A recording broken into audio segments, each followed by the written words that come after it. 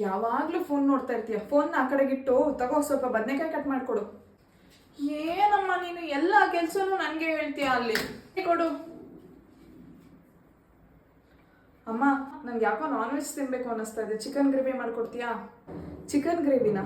ಇವಾಗ ನಾನು ಇಲ್ಲಿ ನಿಂಗೆ ಚಿಕನ್ ಗ್ರೇವಿ ಮಾಡಿಕೊಟ್ರೆ ನಿನ್ನ ಗಂಡನ ಮನೆಗೆ ಹೋದಾಗ ಯಾರಮ್ಮ ಮಾಡಿಕೊಡ್ತಾರೆ ನಿನಗೆ?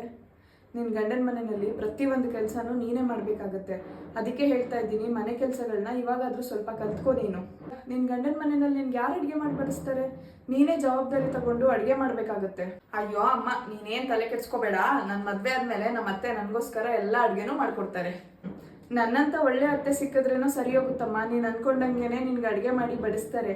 ಅದೇ ನಿನ್ನ ಗ್ರಹಚಾರ ಕೆಟ್ಟದಾಗಿದ್ದು ನೀನು ಅನ್ಕೊಂಡಾಗ ನಿಮ್ಮ ಅತ್ತೆ ಸಿಕ್ಕಿಲ್ಲ ಅಂತಂದ್ರೆ ಏನು ಮಾಡೋಕ್ಕಾಗುತ್ತೆ? ಆ ಥರ ಏನಾಗಲ್ಲಮ್ಮ, ನೀನೇನು ಯೋಚನೆ ಮಾಡಬೇಡ, ಆರಾಮಾಗಿರು. ಇಲ್ಲಿ ನೋಡಮ್ಮ, ಸ್ವಲ್ಪ ಕುಡಿಯೋಕೆ ನೀರು ತಗೋಬಾ. ಹಾಗೆ ಮನೆಗೆ ನೆಂಟರು ಬರ್ತಾ ಇದ್ದಾರೆ ಇವತ್ತು. ಮಟನ್ ಕರಿ ಮಾಡಿಬಿಡು, ಸರಿನಾ?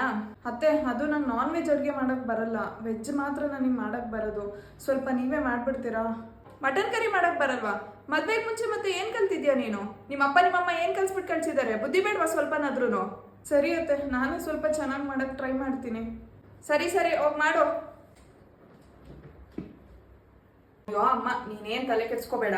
ನನ್ನ ಮದುವೆ ಆದಮೇಲೆ ನಮ್ಮ ಅತ್ತೆ ನನಗೋಸ್ಕರ ಎಲ್ಲ ಅಡುಗೆನೂ ಮಾಡಿಕೊಡ್ತಾರೆ. ಮದುವೆಗೆ ಮುಂಚೆ ನಮ್ಮಮ್ಮ ಹೇಳಿದ್ದೇ ನಿಜ, ತವ್ರ ಮನೆಯಲ್ಲಿ ಸಿಕ್ಕಿದ ಪ್ರೀತಿ ಗಂಡನ ಮನೆಯಲ್ಲಿ ಸಿಗಲ್ಲ ಅಂತ.